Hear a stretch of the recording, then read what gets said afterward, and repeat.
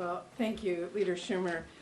While a judge has put this illegal move to freeze federal grants on hold for a very few short days, as Senator Schumer talked about, the threat and the chaos and the panic remains. And let's be clear, Trump's administration's half-hearted steps yesterday to clean up this massive mess they have made just affirms two things. One, they are still illegally withholding federal funds that are law. And two, this is an administration whose sheer incompetence, combined with their bad intentions and willful disregard of the law, is creating mass panic and chaos and hurting people everywhere. Their explanations have created no clarity or certainty for many panicked families, businesses, nonprofits, towns, and states. And they don't actually change the basic fact that Trump is holding up funding our communities are counting on, and funding that is law. Because first off, there are a lot of programs they are saying won't be affected, when that is not what organizations across the country are experiencing.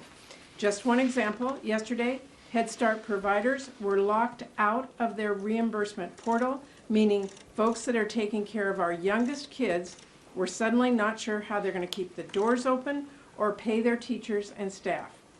Rental assistance. The payment system for housing authorities was down yesterday. I checked again with my staff this morning. It is still down. And beyond that, there is just a long list of programs still left completely on the chopping block. Programs that help red states and blue states alike. Meanwhile, a tribe back in my home state of Washington told me just a little bit ago that they are having to determine if they need to lay off 400 people. Community health centers have been having difficulty drawing down their federal funds. Sometimes they are the only providers, especially in our rural or remote communities.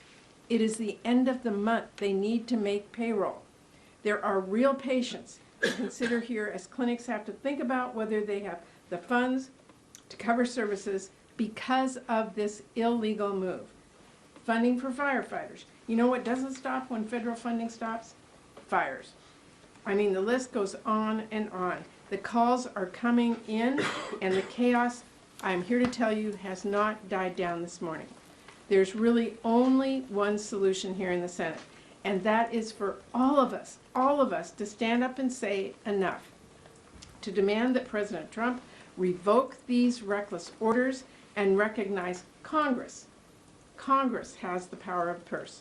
We will fight this in the courts, yes, but President Trump needs to back down from this reckless order that is hurting Americans and just follow the law as Congress wrote it.